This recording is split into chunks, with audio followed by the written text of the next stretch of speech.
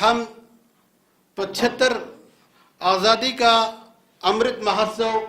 ہمارے ملک کی سطح پر چل رہا ہے گزشتہ سال سے. گویا کہ ہمارے ملک انگریزی کے غلامی سے نجات پا کر 75 سال گزرنے والے ہیں، مکمل ہونے والے ہیں 15 اگست کو. تو میں آج اپنے خطبہ جمعہ میں تاریخی حوالے سے باتیں لاؤں گا. بہت سارے لوگوں کے ذہنوں میں یہ آئے گا کہ ممبر پر مسجد میں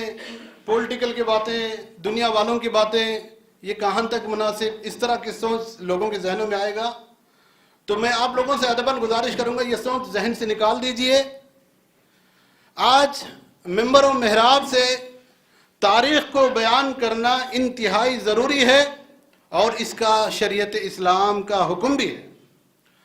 شریعت اسلام جو کہ صحیح تاریخ کو محفوظ کرتے ہوئے محدثین اور مورخین نے محفوظ کرتے ہوئے آئے ہیں، لیکن آج کی نسل کو یعنی گزشتہ 20 30 سال 40 سال سے امت مسلمہ جو بالخصوص ہندوستانیوں کو ان کی تاریخ سے ناواقف ہونے کے بنا پر جو خطرناک نقصانات کا جو سامنا ہم آئے دن ہم کر رہے ہیں، اس کا اہم وجہ یہ ہے ہم اپنا تاریخ کو بھلا دیے ہیں. ہم اپنا تاریخ کو، ہم اپنا ہسٹری کو بھلا دیے ہیں، جس کے نتیجے میں ہم کو اپنے مستقبل کو بنانے کے حوالے سے کیا کردار ادا کرنا چاہیے اور کیسے رہنما ہمارے لیے ہونا چاہیے، وہ آج ہمارے معاشرے میں اس کا فقدان ہے، اس کی کمی ہے، جس کی وجہ سے آئے دن ہم مختلف قسم کی پریشانیاں، مختلف قسم کے نئے نئے قانونات کے زد میں آ کر بڑی ہی مشکلات کے ساتھ ہمارے اس ملک میں ہم زندگی گزار رہے ہیں. بالخصوص نارتھ انڈیا اور شمالی ہندوستان اور دوسرے علاقوں میں یہ اور بہت زیادہ ہی ہے. تو ایسے صورتحال میں ہم لوگ اپنے ملک کا تاریخ کو جاننا ہے. ویسے خطبہ جمعہ مختصر ہوتا، لیکن سمندر کو کہاں ہم کجا میں لائے، حضرت صاحب ایک چھوٹے سے طالب علم، لیکن کوشش یہ کریں گے ضرور کچھ نہ کچھ چیدہ کچھ ضرور اہم واقعات جو اس ملک کو بنانے میں ہمارے سلف، ہمارے بزرگان، ہمارے بڑے لوگ جو قربانیاں پیش کیے، جنہوں نے اپنے خون سے اس ملک کو سینچا تھا، اس کی امن و شانتی کو برقرار رکھنے کے لیے جنہوں نے جو یوگدان کیا، آج اس کا فقدان کی وجہ سے امت مسلمہ کا نوجوانوں کے جو بے رہا روی اور ان کے لیے کوئی صحیح رہنما نہ ہونے کی وجہ سے کیا نقصانات ہو رہے ہیں ہم اپنے آنکھوں سے دیکھ رہے ہیں. اور آزادی اور غلامی، یقیناً غلامی سے ہندوستان کو آزاد کروایا گیا، لیکن پھر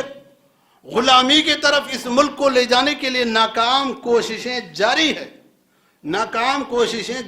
غلامی کی طرف اس ملک کو لے جانے کے لیے، اور اس کے لیے یہاں کا آپسی بھائی چارہ، محبت، امن و سکون کو تباہ کرتے ہوئے آپس میں نفرت، آپس میں بغض، آپس میں دشمنی، یعنی تمام ہندوستانیوں کے بیچ میں یہ فرقہ پرست طاقتیں پیدا کر کے اور ملک کو پھر تقسیم کر کے یا ملک کے اندر امن و شانتی کو، اس کے امن و شانتی کا بیڑا کو غرق کر کے اقتدار میں آ کر عوام کو غلام بنانا چاہتی ہے، اور اس کے طرف وہ روا دوا ہے. اور یہ غلامی کا حقیقت میں یہ لوگ جو غلامی کی طرف لے جانا چاہتے ہیں، اسی غلامی کو امت مسلمہ کے جو سرکردہ لوگ، جن میں سر فہرست انبیاء علیہ السلام ہے، وہ لوگ عوام کو غلامی سے نکال کر حقیقی آزادی کی طرف لانے کے لیے جو جد و جہد کیے ہیں. اگر آپ قرآن کریم کی سورۃ البقرہ کی بعض آیتوں کا اور سورۃ الہود کی آیتوں کا اور اسی طرح سورۃ القصص کی آیتوں کا اگر مطالعہ کریں تو آپ کو پتہ چلے گا کہ ان انبیاء علیہ السلام کے دور میں عوام کو اس وقت کے باطل طاقتیں کیسے غلام بنانا چاہتے، اور انبیاء علیہ السلام کیسے جد و جہد کر کے عوام کو اس غلامی سے نکال کر حقیقی آزاد دیے، جن میں سر فہرست سیدنا موسیٰ علیہ السلام کا ذکر آتا ہے. آپ لوگ بھی جانتے ہیں موسیٰ علیہ السلام پیدا ہونے سے پہلے پوری بنی اسرائیل جو کہ چہتی ہوئی قوم ہے اللہ کے نزدیک، اور اللہ نے ان کو چن لیا ہے پورے عالمین میں، لیکن وہ فضیلت والی قوم فرعون کے شکنجے میں غلام بن کر لگ بھگ 300 سے 400 سال کی زندگی گزارے. اور یہاں تک کہ فرعون نے ان لوگوں کو ایسی غلامی میں کہ ان کے بچوں کو قتل کیا اور ان کی عورتوں کو لونڈی بنا کے رکھا. مرد بچوں کو قتل کیا، عورتوں کو لونڈی بنا کے رکھا. یہاں تک کہ ابن کثیر رحمہ اللہ لکھتے ہیں موسیٰ علیہ السلام پیدا ہونے سے پہلے یا اسی عرصہ میں 70,000 بچوں کا قتل کیا گیا، مرد بچوں کا. اور ایسے بھیانک صورتحال میں موسیٰ علیہ السلام پیدا ہوئے، اور جب وہ بڑے پرورش اسی باطل طاقت کے گھر میں پرورش کیے گئے، پھر دیکھے اپنے قوم کے غلامی کے حالات کو، تو ان کو نجات دلانے کے لیے انہوں نے جو جد و جہد کیا، اور اسی سے قرآن کریم ہمیں یہ پیغام دے رہا ہے مسلمان کسی کی غلامی میں نہیں رہ سکتا. مسلمان تو کیا، ایک انسانی کی غلامی میں نہیں رہ سکتا، اور تمام کائنات کو پیدا کرنے والا، تمام کائنات کو بنانے والا رب العالمین کے غلامی میں تمام انسانیت رہنا چاہیے. لیکن انسان کو غلام بنانے کا جو رواج، اس کو ختم کرنے کے لیے انبیاء علیہ السلام نے جد و جہد کیا. اس کے بعد اسی کو جناب محمد رسول اللہ صلی اللہ علیہ وسلم نے کو بھی اللہ نے حکم دیتے ہوئے، جہاں لوگ غلامی کی طرح رکھنا چاہتے تھے، اور اس عرب معاشرے کے بہت سارے حالات ہم کئی مرتبہ سن چکے ہیں مختلف بیانات میں اور تقاریر میں، کہ وہاں غلامی کا نظام کیسا تھا. ان کے لیے کوئی حق نہیں رہتا تھا، ان کے لیے کوئی حق نہیں رہتا تھا، اور نہ کھانے پینے کی کوئی آزادی، نہ بات کرنے کی کوئی آزادی، نہ کوئی اپنا اختیار ہوتا تھا، اور گویا کہ انہیں زنجیروں میں جکڑا ہوئے رہنا پڑتا تھا. اور ایسے لوگوں کو غلامی سے آزاد دلانے کے لیے اللہ نے رسول رحمت صلی اللہ علیہ وسلم کو مبعوث کیا. اسی لیے اللہ نے کہا وَأَغْلَالَ الَّتِي كَانَتْ عَلَيْهِمْ، اے نبی آپ لوگوں کے جو توق لوگوں کے اوپر زبردستی جو پہنائے گئے جو غلامی کا، اس کو آپ نکالنے والے ہیں. نبی کا مقام کیا ہے؟ لوگوں کو غلامی سے آزاد دلانے والے ہیں. اس کے لیے نبی صلی اللہ علیہ وسلم نے ابھارا. چنانچہ آپ اگر بہت سارے دعاؤں کی فضیلتیں یا بہت سارے اسلامی احکام معاملات میں کچھ اگر غلطی ہو جائے تو اس کی کفارہ کی جو صورت میں اللہ کے رسول صلی اللہ علیہ وسلم جو ہمیں اس کی کفارہ کی صورت جو بتلاتے ہیں، اس کی شکل جو بتلاتے ہیں، غلامیوں کو آزاد کرانا. جیسے کہ لا الہ الا اللہ وحدہ لا شریک لہ لہ الملک ولہ الحمد وہو علی کل شیء قدیر. اس دعا کو جو بندہ صبح پڑھتا ہے، گویا کہ اسے 4 غلاموں کو آزاد کرانے کے ثواب ملے گا. غلام کو آزاد کرانا معمولی بات نہیں، پیسوں سے اور طاقت جس نے غلام بنا کے رکھا ہے مالک، اس کے ساتھ ٹکر لینے کی بات ہے. اسی بہت بڑی جد و جہد کی بات ہے. تو ایسے حالات میں اللہ کے رسول صلی اللہ علیہ وسلم عوام کو ابھارنے کے لیے، عوام کے اندر ایک جوش، عوام کے اندر ان کے اندر ایک جوش پیدا ہونے کے لیے اس طرح ابھارتے تھے کہ غلام کو آزاد کیا جائے. اگر کسی سے روزے کی حالت میں کچھ غلطی ہو جائے تو غلام کو آزاد کرے. روزے کی حالت میں اگر وہ اپنے بیوی سے ہمبستری کرے تو وہ غلام کو آزاد کرے.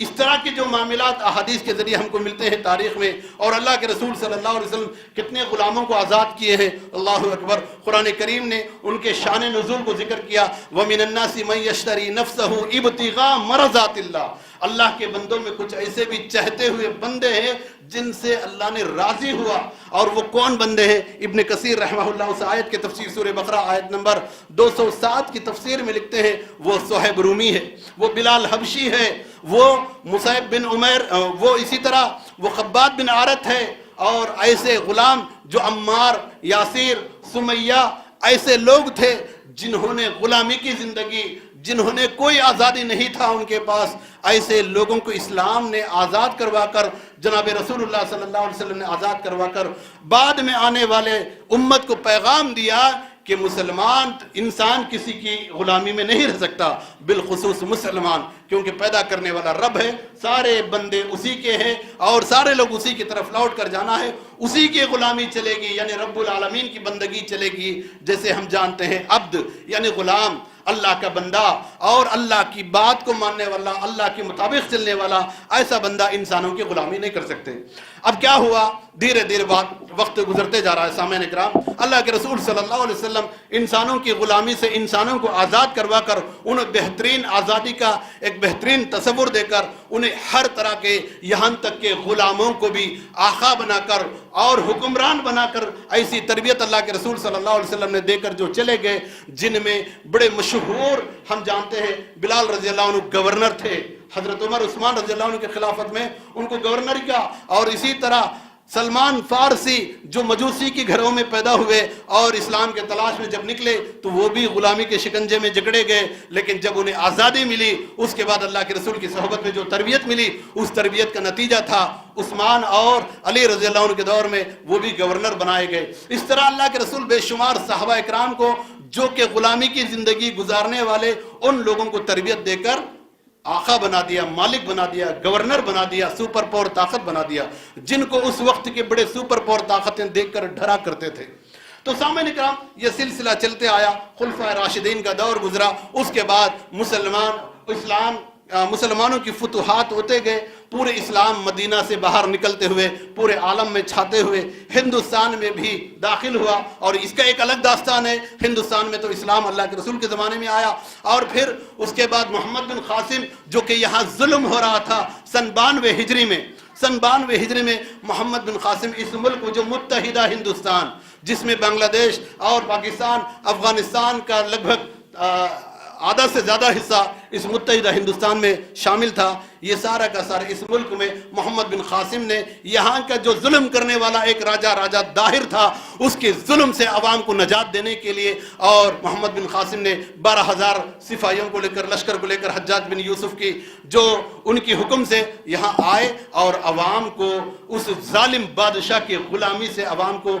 نجات دے کر اور انہیں بہترین حقوق دے کر وہ یہاں سے کچھ دنوں کے بعد چلے گئے۔ پھر اس کے بعد مسلمان حکمران کے یہاں آتے گئے، فتوحات حاصل ہوتے گئے، لیکن مسلمان حکمراں جب یہاں آ گئے تو یہاں کے ہی باشندے رہے، اور یہاں کی اکثریت عوام جو ہے ان حکمران مسلمانوں کی اور ان کی تربیت اور ان کی اخلاق، ان کا ایمان، ان کا کردار کو دیکھ کر یہاں کی اکثریت عوام اسلام قبول کرنے والے بنے، جن میں ہمارے باپ و دادا، ہمارے آبا و اجداد شامل ہیں۔ انہی کا قربانیوں کا نتیجہ، انہی کا دعوت و تبلیغ اور ان کے اخلاق کا نتیجہ تھا ہمارے آبا و اجداد اسلام قبول کیے، ورنہ ہم آج گائے کا پیشاب پینے والے اور مندروں کے سامنے گھنٹیاں بجانے والے ہوتے تھے، ان لوگوں کی قربانیوں کا نتیجہ تھا۔ اب دھیرے دھیرے حالات ایسے ہو گئے، مسلمان مستحکم بنے، اور چیدہ اور یہاں مسلمان حکمراں آنے سے پہلے یہاں الگ الگ راجاؤں کا اور یہاں الگ الگ لوگوں کی حکومتیں تھیں، جس کو لگ بھگ 500 سے زائد الگ الگ جو حلقوں میں بٹے ہوئے تھے، اور ان سارے چیزوں کو، ان سارے حلقوں کو متحد بنا کر کنیا کماری سے لے کر کشمیر نہیں بلکہ کابل تک،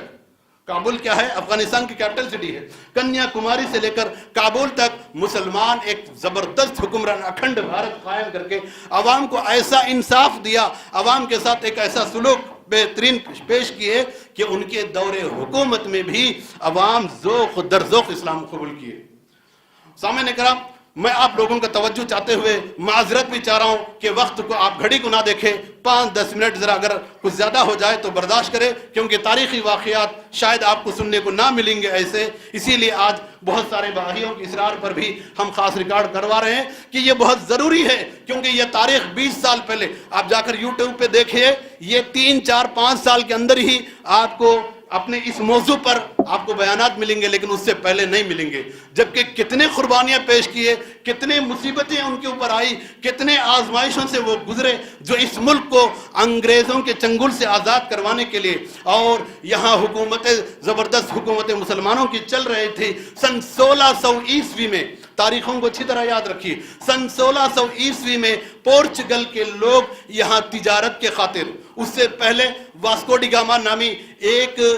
ڈاکو، واسکو ڈی گاما نامی، جن کو ہمارے اسکولوں میں پڑھنے والے بچے جانتے، بحری راستہ بنانے والا واسکو ڈی گاما کہہ کر لوگ یاد کرتے، جبکہ یہ جھوٹ ہے۔ بحری راستہ بنانے والے صحابہ اکرام سے پہلے عرب کے لوگ تھے، جنہوں نے کیرلا اور اسی طرح جو ساحلی علاقے ہیں، کیرلا، تمل ناڈو، آندھرا اور کرناٹک کے جو ساحلی علاقے ہیں ان ساحلی علاقوں میں عرب کے بے شمار لوگ داخل ہوئے اور انہوں نے عوام کو اپنا کردار سے، عوام کو اپنا اخلاق سے، اپنی تعلیمات سے عوام کو حق بات پہنچایا۔ تو الغرض بتانے کا، وہ ڈاکو واسکو ڈی گاما آیا تھا یورپ کے ملکوں سے گزرتے ہوئے، اور اس نے یہاں کا ماحول کو دیکھا، اور اس کے بعد اس نے پورچگل والوں کو خبر کیا کہ ہندوستان کا ماحول جو ہے وہاں آپ لوگوں کو قبضہ کرنے کے لیے بہترین حالات سازگار ہے، آپ لوگ آ سکتے ہیں۔ اور اسی درمیان وہ پورچگل کے لوگ سن 1600 عیسوی میں آ گئے،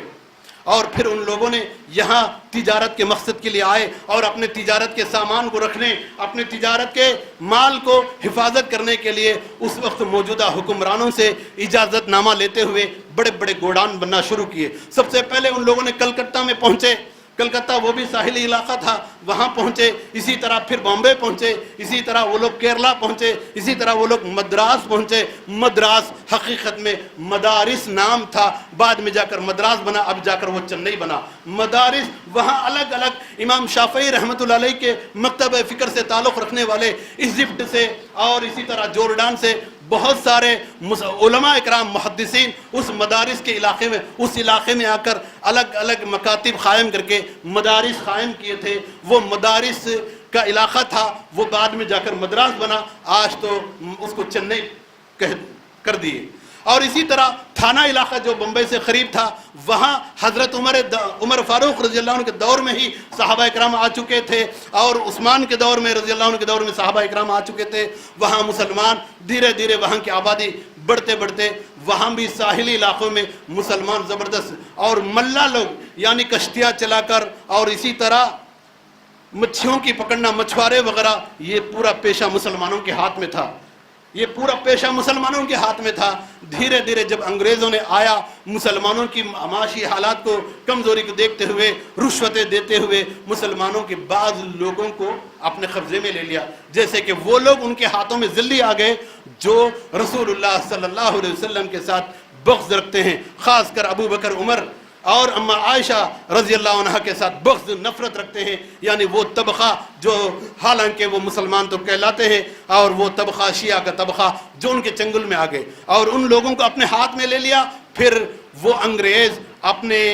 سازشوں کو ایسا بھجا کر نوبت یہاں تک لائے، خاص طور پر کلکتہ کے علاقے میں علی وردی خان کا جو حکومت تھی، جو کہ نواب سراج الدولہ کے نانا تھے، اور ان کو اپنے ماتحت میں لے کر بڑے بڑے گوڈان بنوایا، اور وہاں رشوتیں دیے، جو کہ علی وردی خان کے جو ان کی فوج میں رہنے والے یا ان کے ماتحت میں رہنے والے جو ان کے منسٹر جو ہوتے تھے، ان کو رشوتیں دے کر اور ان کو اپنے باتوں میں لا کر بڑے بڑے تجارت کے مرکز بنا دیے۔ نتیجہ یہ ہوا، تجارت کے مرکز میں دھیرے دھیرے ہتھیار کو بھی لانا شروع کیا، ہتھیاروں کو بھی بنانا، جبکہ یہاں مسلم بادشاہیں مختلف قسم کے ہتھیاریں بناتے تھے، لیکن ان لوگوں نے اپنا ٹیکنالوجی دکھا کر اور راستے ڈال کر، ریل کے راستے یعنی ٹرین کے راستے ڈال کر، ریل پٹریاں ڈال کر، روڈ کے راستے ڈال کر، ہاسپٹل کے سہولتیں کھول کر عوام کو ایسا شوشہ دلا دیا، عوام کو ایسے اپنے قبضے میں لے لیا کہ یہ ہمارے بھلا چاہنے والے ہیں، جبکہ ان کا مقصد کیا تھا؟ دھیرے دھیرے اس ملک میں حکومت کو قائم کیا جائے۔ لیکن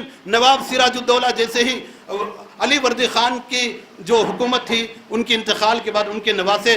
سراج الدولہ کے ہاتھ میں آیا، اور اس وقت میر جعفر، اور اس نے جو کہ نواب سراج الدولہ کا ایک منسٹر تھا، شیعہ تھا، اس خبیث نے نواب سراج الدولہ کو نقصان پہنچانے کے خاطر انگریزوں سے رشوت لے کر اور مختلف تیاریاں کر کے سن 1754 عیسوی میں، سن 1754 عیسوی میں 1754 میں انہوں نے انگریزوں کے ساتھ ایک ایسا جنگ کا ماحول پیدا کیا کہ نواب سراج الدولہ یہ حالات کو پہلے سے ہی بھانپ لیے تھے، اور یہاں تک کہ ان کے ساتھ جنگ کا ماحول پیدا ہوا، اور سن 1754 میں جنگ ہوا، اس جنگ میں ہارنا ہوا۔ پھر سن 1757 میں 57 میں اسی خبیث میر جعفر کی سازش کے تحت انگریزوں نے نواب سراج الدولہ کی حکومت کو ختم کیا، ان کو قتل کیا۔ پھر اس موقع پر اس کرناٹک کے میسور کے علاقے میں فتح علی خان کے جو کہ فتح علی خان جن کا اصل نام فتح علی خان ہے، اور لقب اور معروف ٹیپو سلطان کے نام سے ہوئے، جن کو بہت سارے لوگ تو جانتے، ان کے والد حیدر علی کا حکومت تھا، سن 17 صدی کا عیسوی تھا، اور اس موقع پر انہوں نے بھانپ لیا، لیکن وہ وہ قوم انگریز قوم ادھر سے کلکتہ سے ہوتے ہوئے بہار سے ہوتے ہوئے اڑیسہ سے ہوتے ہوئے وہ جنوب میں کرناٹک میں بھی داخل ہو چکے. اسی طرح وہ کرناٹک سے پھر آندھرا کے علاقوں میں اور مختلف علاقوں میں چھا گئے. گویا کہ نواب ہمارے ٹیپو سلطان کے والد حیدر علی صاحب جو کہ ان کے ساتھ جنگ بھی کیے اور ٹیپو سلطان بالکل ابھی بالغ بچے تھے اس موقع پر انہوں نے بھی اپنے باپ کے ساتھ جنگوں میں شامل تھے. نواب حیدر علی کا انتقال کے بعد ٹیپو سلطان اقتدار میں آئے اس علاقے میں میسور کے علاقے میں. پھر انہوں نے 1704 میں انگریزوں کے ساتھ مختلف جھڑپیں ہوئی, مختلف جنگیں ہوئی چھوٹے چھوٹے, اور آخر کار سازش کے تحت اور یہاں بھی ایک خبیث شیعہ کی سازش کے تحت ٹیپو سلطان رحمۃ اللہ علیہ کو سن 1704 یا سن 1754 میں ان کو سازش کے تحت سن 1704 میں ٹیپو سلطان کو شہید کیا گیا. ٹیپو سلطان کا ایک بڑا مشہور شہر, ایک بڑا مشہور شاعر تھا, ایک بڑا مشہور ان کی ایک مقولہ تھا, گیدڑ کی 100 سالہ کی زندگی سے شیر کی ایک دن کی زندگی بہتر ہے. گیدڑ کی 100 سالہ کی زندگی سے شیر کی ایک دن کی بہتر ہے. اور انہوں نے شیر کی طرح انہوں نے ان انگریزوں کے ساتھ مقابلہ کرتے ہوئے ایک سازش شیعہ کی سازش کے تحت وہ شہید ہو گئے. اور جس دن وہ شہید ہوئے ان کی لاش کے اوپر خبیث انگریزوں نے پیر رکھ کر کہا آج کے بعد ہندوستان ہمارا ہے. اور یہ صرف جنوب میں نہیں, مختلف علاقوں میں جھڑپیں ہو رہی تھی انگریزوں کے ساتھ, مختلف علاقوں میں ان کے ساتھ فائٹ ہو رہا تھا. خاص کر اس کے اندر مسلمانوں کا بہت بڑا یوگدان رہا, ان کی قربانیاں رہی, اور اس میں دوسرے بھائیوں بھی شامل ہوئے, غیر مسلم بھائیوں نے بھی آئے, لیکن مسلمان آگے تھے. اور جن میں جمعیت اہل حدیث کے اہل حدیث علماء اکرام عوام بہت زیادہ تھے. اور یہ اس لیے ہے کہ آپ بھی ایک عام سی بات ہے, معمولی سی بات ہے, ہمارے گھر میں اگر چور گرا تو ہم سب سے پہلے اس کی مقابلہ کریں گے, ہم سب سے پہلے اس کو بھگائیں گے. ہمارے لوگ حکمرانی کرتے, حکمران کر رہے تھے, حکومت ان کے ہاتھوں میں تھے, چور آیا ہے تو اس کو بھگانے کے لیے ہمارے ہی لوگوں کی قربانیاں تھیں. اور نتیجہ یہ ہوا مختلف علاقوں میں جھڑپیں ہو رہی تھی, چھوٹے چھوٹے جنگیں, خاص طور پہ جھارکھنڈ, بہار جو متحدہ بہار, اور اسی طرح یو پی کے علاقے, اور اسی طرح آسام کے بعض علاقے بھی, اڑیسہ کے بعض علاقوں میں بھی. مولانا لقمان سلفی رحمہ اللہ کی مجلہ طوبہ میں مسلسل انہوں نے اس چیز کو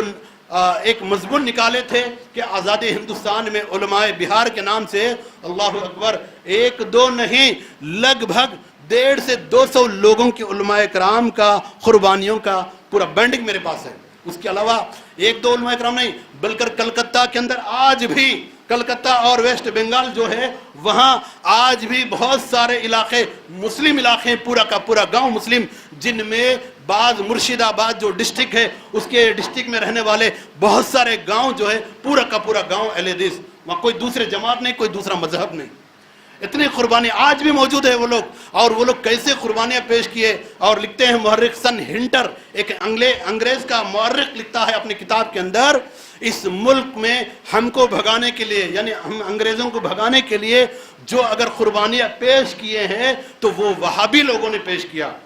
وہابی لوگ اہل حدیث کو کہا جاتا ہے کیونکہ ہمارے بھائیوں نے جو ہے بھٹکے ہوئے, ہمارے جو بھائی قرآن و سنت سے منحرف ہو گئے, وہ لوگ ہم کو دیا ہوا نام وہابی ہے, ہم کو دیا ہوا نام وہابی ہے, تو یہ نام مشہور بھی کر دیا گیا. وہابی کی پہچان, سن ہنٹر لکھتا ہے مورخ انگریز کا, وہ لکھتا ہے وہابی کی پہچان یہ ہے کہ اس کی ٹخنے سے اوپر کپڑا ہوتی تھی, داڑھی لمبی ہوتی تھی, یہ وہابی ہے. جو بھی داڑھی لمبا اور ٹخنے سے اوپر کپڑے والے ملے ان کو انگریزوں نے بھن دیا ہے, انگریزوں نے بھن دیا ہے. یعنی ان کے پاس جو تمانچے تھے, جو رائفل تھا, اس کے ذریعے شوٹ کر کے ان کی تعداد, اللہ اکبر, صرف بنگال کے اندر بعض مورخ لکھتے ہیں 1764 سے لے کر 1864 تک,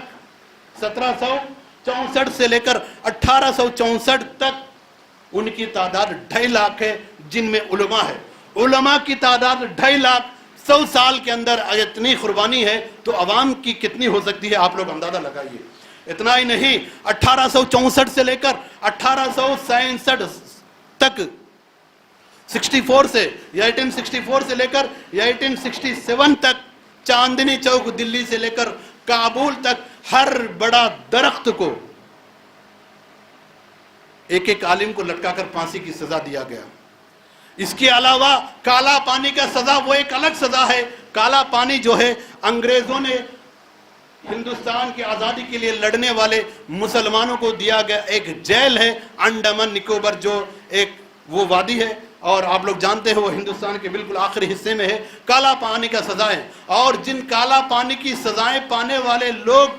ان میں زیادہ تر اہل حدیث علماء ہے اور عوام ہے. اتنا ہی نہیں، جعفر تانسری رحمت اللہ علیہ جو کہ 18 صدی کے ایک بڑے عالم ہیں، وہ لکھتے ہیں کالا پانی کے نام سے کتاب ہی لکھے انہوں نے. اس کتاب کے اندر تاریخ لکھتے ہیں، لگ بھگ ان کی زندگی 20 سال سے لے کر آخری وقت تک لگ بھگ 60 سال کے قریب تک ان کو، یعنی 40 سال سے زیادہ عرصہ کالا پانی میں ان کو سزائیں دی گئی. اور وہ کالا پانی کے اس جیل میں، اس علاقے میں سزا پانے والے بہت سارے لوگوں سے ملاقاتیں کرتے ہوئے ان کے داستانیں سنے، جن میں علی برادری کے لوگ سر فہرست تھے. اور یہ علی برادری کہاں کے لوگ تھے؟ یہ لوگ تھے صادق پور کے علاقے کے تھے. یہ صادق پور کیا چیز ہے؟ یہ صادق پور آج بہار کا کیپٹل سٹی پٹنہ کا پرانا نام ہے. بہار کا کیپٹل سٹی پٹنہ کا پرانا نام صادق پور ہے اور اس کو عظیم آباد بھی کہا جاتا. صادق پور تو ایک محلہ ہے، اصل نام عظیم آباد ہے، اس میں ایک محلہ صادق پور ہے اور پورا کا پورا محلہ اہل حدیث کا ہے. اور انگریزوں نے وہاں بلڈوزراں چلا کر پورے کے پورے بستی کو ان لوگوں نے نشت و نابود کر دیا اور عوام کی تعداد. اور یہ بات کون لکھتے ہیں؟ نہرو سن 64 میں 1964 میں آزادی ملنے کے بعد بہار کے ایک بڑا کانفرنس میں، ایک بڑے جلسے میں، جو انڈیا کے پہلا پرائم منسٹر نہرو، وہ اعتراف کرتے ہوئے کیا کہتے ہیں؟ پورے ہندوستان کے عوام کی قربانی کو، جو کہ اس ملک کو آزاد کروانے میں، پورے ہندوستان کے عوام کی قربانی کو، جو اس ملک کے آزاد کروانے میں جو ان کی قربانیاں تھے، ان قربانیوں کو ترازو کے ایک پلے میں رکھا جائے، صادق پور والوں کی قربانیوں کو دوسرے پلے میں رکھا جائے تو صادق پور کا بھاری رہے گا. تو آپ سوچئے یہ کون کہہ رہا ہے؟ پنڈت جواہر لال نہرو اعتراف کرتے ہیں. اتنا ہی نہیں، ہم لوگ جو آزادی کے نام بھی آج بچے ہم بڑے شوق سے انگلش میڈیم سکولوں میں پڑھا رہے ہیں، وہ لوگ اگر کسی مجاہد آزادی کا نام بتاؤ تو پورا کا پورا غیروں کا نام بتائیں گے. اکا دکا شاید ابوالکلام آزاد یا حکیم اجمل خان یا کوئی ایک دوسرے دو نام بتاتے. لیکن اکثر عوام کو نہیں معلوم. اس سبجیکٹ پر میرے پاس اردو کے علاوہ خاص طور پر یہ 20 سال میں ریسرچ کیے گئے اور انٹرنیشنل لیول پر پورے دنیا کی لائبریریوں میں گھومتے ہوئے سید نصیر احمد گنٹور کے رہنے والے تیلگو میں کتابیں لکھے، 20 سے زائد کتابیں ہیں، وہ پورا کا پورا سیٹ میرے پاس ہے. میں نے پورا مطالعہ کیا ہے اس کا. اور اللہ اکبر، گنتے جائے ہمارے قرب و جوار کے علاقے کے لوگ بھی ہیں، مجاہد لوگ تھے جو اس ملک کو آزاد کرانے میں قربانیاں پیش کیے ہیں. لیکن خاص طور پہ ہمارے علاقہ جو ہے، یہ لوگ ناواقف ہیں ان تاریخی سے، وہ لوگ ناواقف ہیں اس چیزوں سے، اور اپنے غربت کی زندگی میں معاشی کی تلاش میں، اور نہ دین کو انہوں نے اپنایا، نہ دنیا کی حقیقت کی تاریخ کو جانا، جس کے نتیجے میں بڑا نقصان آج ہم بھگت رہے ہیں. تو سامعین اکرام، آزادی جو ہے بڑی مشکلات سے. اس وقت انگریز سزا کیسے دیتے تھے؟ بڑی بھیانک سزائیں ہوتی تھی. اگر ان کے خلاف میں لڑنے والے کوئی مجاہد لوگ اس علاقے میں اگر ہے تو ان کو یہاں سے یو پی لے جایا کرتے تھے، اور ایسے ٹرین کے ڈبوں میں لے جاتے تھے جو کہ مال گاڑیاں، جو کہ کوئلہ وغیرہ چلتا. اور 47 سے پہلے جو کہ ٹیکنالوجی اتنا ڈیولپ نہیں تھا، بالکل بہت کم رفتار سے. اور 1863 میں ڈلہوسی نے، انگریز کا ایک آدمی جنہوں نے ٹرین کو یہاں شروع کیا بامبے سے تانا تک 1863 میں، اس کے بعد لوگوں کو مجرم، ان کے نظر میں مجرم تھے، لیکن وہ حقیقت میں مجاہدین آزادی جنہوں نے اس ملک کی انگریزوں کے غلامی سے نجات دلانے کے لیے جو لڑ رہے تھے. ان سارے چیزوں کو ان لوگوں کو کہاں سے انسپائر، ان لوگوں کو کہاں سے یہ چیز ملی؟ تو ان لوگوں کو ملی تو قرآن سے ملی، ان لوگوں کو ملی تو انبیاء علیہ السلام کے تاریخ سے ملی. کیونکہ انگریز عوام کو غلام بنا کر اپنا حکمرانی کرنا چاہتے تھے، ایسا نہیں. اسی لیے آپ لوگ جانتے ہیں سر فہرست تو آج مہاتما گاندھی ہے، سر فہرست تو آج مہاتما گاندھی ہے. افسوس کے ساتھ کہنا پڑتا ہے مہاتما گاندھی کو بھی آزادی کی حقیقت میں انقلاب دلانا ہے، ان کو آزادی کا حقیقت میں تصور اگر ان کو دیا گیا تو قرآن کریم نے دیا، جو کہ میں نے میرے خطبہ کی ابتدا میں پڑھا۔ اور ایک مرتبہ ایسا ہوا، مہاتما گاندھی جو کہ ان کی ابتدائی زندگی جو ہے تعلیمی زندگی افریقہ میں گزرا، میں پہلے ہی بتایا یہ ایک سمندر ہے، میں بہت چیدہ واقعات کا ذکر کر رہا ہوں، تفصیل کے لیے جاننا انٹرسٹ رکھنے والے رابطہ کر سکتے، ایک الگ پورا ایک دن بھی اگر بتایا جائے تو کم ہے۔ تو بتانے کا مقصد، مہاتما گاندھی اپنی جوانی جو ہے، اپنی تعلیم جو ہے افریقہ میں گزار رہے ہیں، اور اس اسنا میں ان کو شیلٹر دینے والے عبداللہ سیٹھ جو انہی کے علاقے کے ہیں۔ عبداللہ سیٹھ ایک بہترین تاجر ہے جو گجرات کے احمد آباد کے تعلق رکھنے والے تھے، مہاتما گاندھی کو جانتے تھے۔ انہوں نے مہاتما گاندھی کو شیلٹر دے کر ان کی LLB، مہاتما گاندھی جو وکالت کی تعلیم حاصل کیے، اس کے اندر انہوں نے بہت کچھ تعاون کیا، یہاں تک کہ مہاتما گاندھی افریقہ سے جب وکالت مکمل کیے، اس کے بعد ان کا کچھ تجارتی معاملات کے کچھ کیس تھے، اس کو لڑنے کے لیے وہی عبداللہ سیٹھ مہاتما گاندھی کو آگے بڑھایا۔ اور جب مہاتما گاندھی سفر پر تھے اور ڈربن اسی افریقہ میں ایک علاقے سے دوسرے علاقے میں ٹرین کا سفر کر رہے تھے، ایک مرتبہ ایسا ہوا، اور اس چیز کو بنگال کے مشہور فلم ڈائریکٹر شیام بنگال نے بھی، انہوں نے بھی، شیام نامی ایک مشہور فلم ڈائریکٹر، انہوں نے بھی اس واقعے کو ذکر کرتے ہوئے قرآن کی اس آیت کا ترجمہ اس فلم میں دکھایا اس نے، کہ مہاتما گاندھی کو ہمارے ملک کے خلاف لڑنے کا انسپائر ان کو کہاں سے اسپرٹ ملا؟